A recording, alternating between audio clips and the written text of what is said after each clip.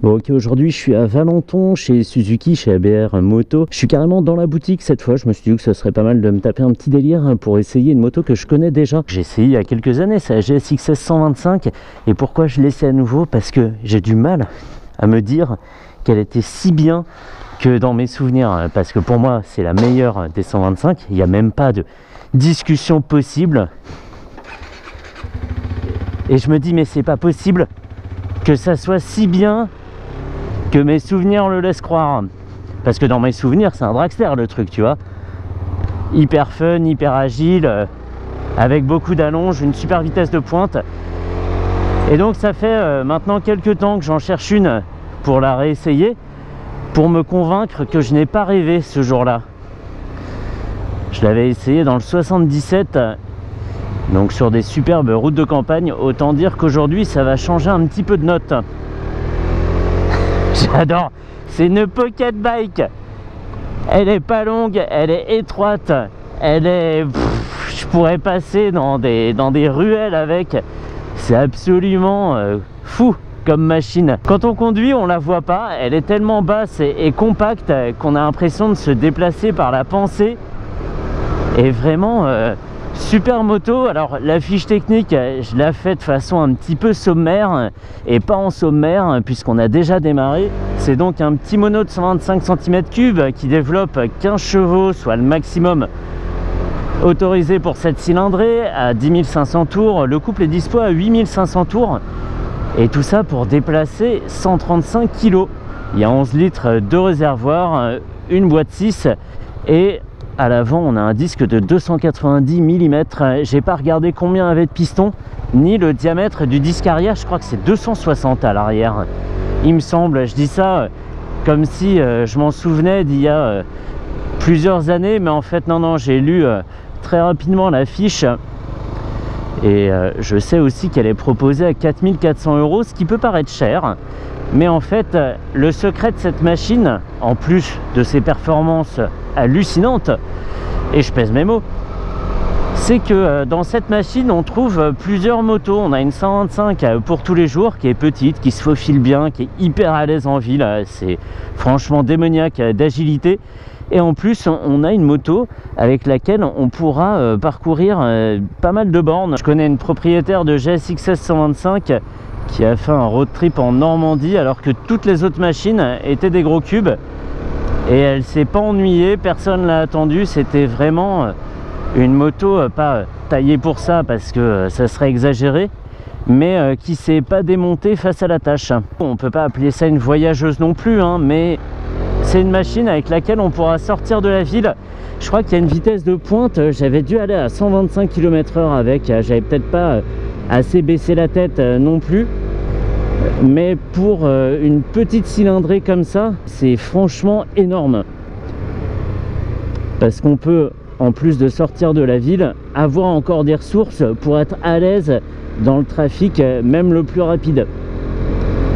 Donc c'est génial, c'est un énorme avantage. Peut-être qu'on le paye sur la facture, autant en profiter.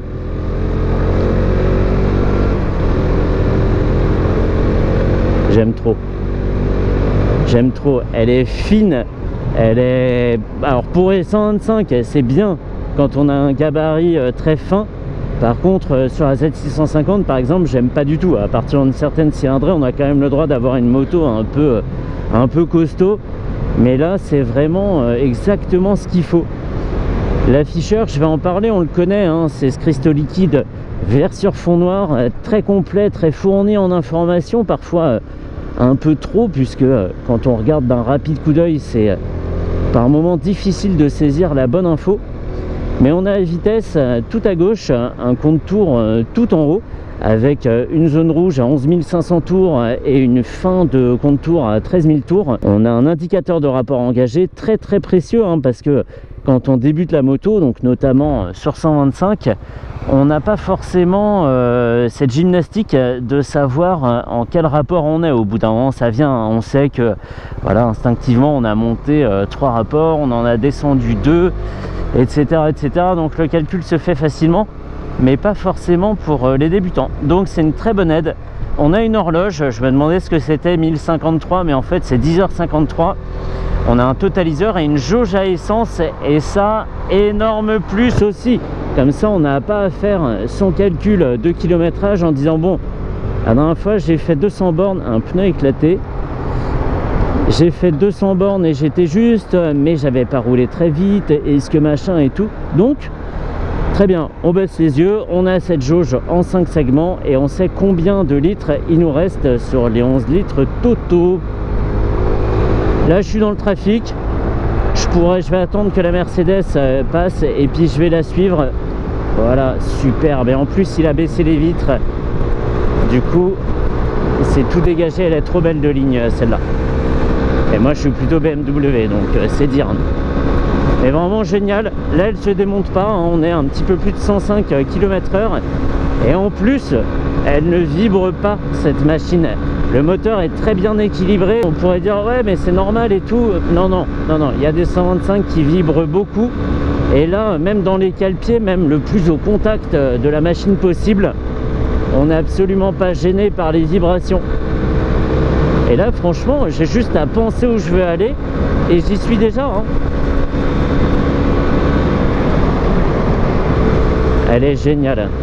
Et je remercie Rebecca de chez ABR Moto pour le prêt de la machine, vraiment sympa. J'ai pu passer comme ça, je l'avais entreaperçu l'autre jour, la GSX-S, et je me suis dit, il faut vraiment que je revienne là. Elle est là, il faut que je saisisse cette chance. Et je suis trop content, trop content. Donc c'est fidèle à mon souvenir de cette petite machine qui fait tout bien, malgré son physique un peu difficile. Saleté de phare tarabiscoté là. Je suis en 6ème, on est tranquille. On va essayer une petite pointe bien calée au fond de la selle.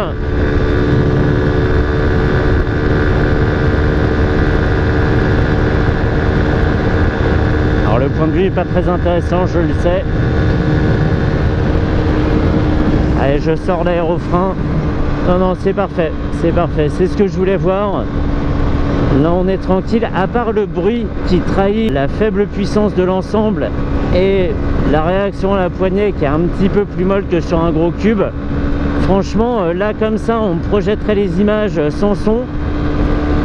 Et ben je pourrais pas dire que je suis sur une 125. Elle est géniale. Elle est géniale et c'est une moto qui se vend très bien d'ailleurs. Il n'y a pas de mystère. Et elle garde sa place de meilleure 125 du monde. Faudrait que je compte combien de 125 j'ai essayé. Je pense une bonne trentaine, peut-être plus. Scooter et moto confondus, ouais, il y a moyen. J'adore cette cylindrée. Wouhou! C'est marrant d'ailleurs, quand on est au point mort, il y a un voyant de point mort qui s'allume, donc le N, sur le côté droit dans les voyants. Et sur le tableau de bord, c'est pas marqué N, c'est marqué 0, parce que cette partie de l'afficheur est à 7 segments. Et pas de 9, il n'y a pas de diagonale en fait, donc ils peuvent pas tracer un N. Ouais, c'est mon côté bac électronique qui ressort, ouais, je sais. Bon allez, je me rentre à Valenton, c'était un super plaisir de rouler avec. Et je ferais ça toutes les semaines si je pouvais, c'est franchement top. Je regrette pas moi d'avoir un PCX, mais c'est le genre de moto qui pourrait me refaire basculer dans les boîtes mécaniques, ouais. Clairement. J'adore. C'était express, hein, même pas 10 minutes. Mais c'est la moto, elle roule trop vite aussi.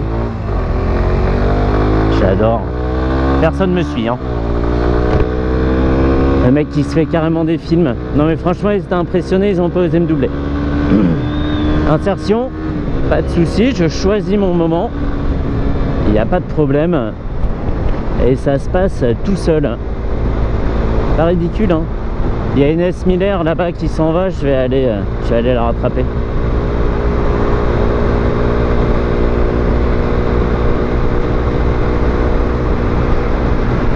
Tu peux faire des bornes toute la semaine avec, tu peux même la prendre le week-end à la place de ton gros cube, en partant du principe que tu as deux motos évidemment, hein. Mais c'est génial. Faut juste aller au-delà des apparences.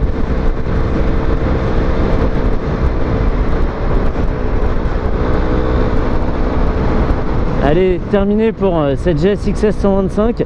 J'aimerais bien un jour trouver la GSX-R. Alors je crois qu'elle s'appelle pas comme ça, elle s'appelle la GSX 125R. Donc la version un peu sport, ça doit encore être autre chose parce que dans l'ambiance d'une sportive, il y a moyen de cravacher davantage. Tout ça, c'est dans la tête que ça se passe, évidemment. J'avais pas aimé la GSX 250R par exemple, pas aperçu l'intérêt de cette machine. Allez, on se revoit jeudi prochain à 8h30 normalement, je serai là si j'ai pas oublié de programmer la vidéo. Et puis voilà, c'est parti.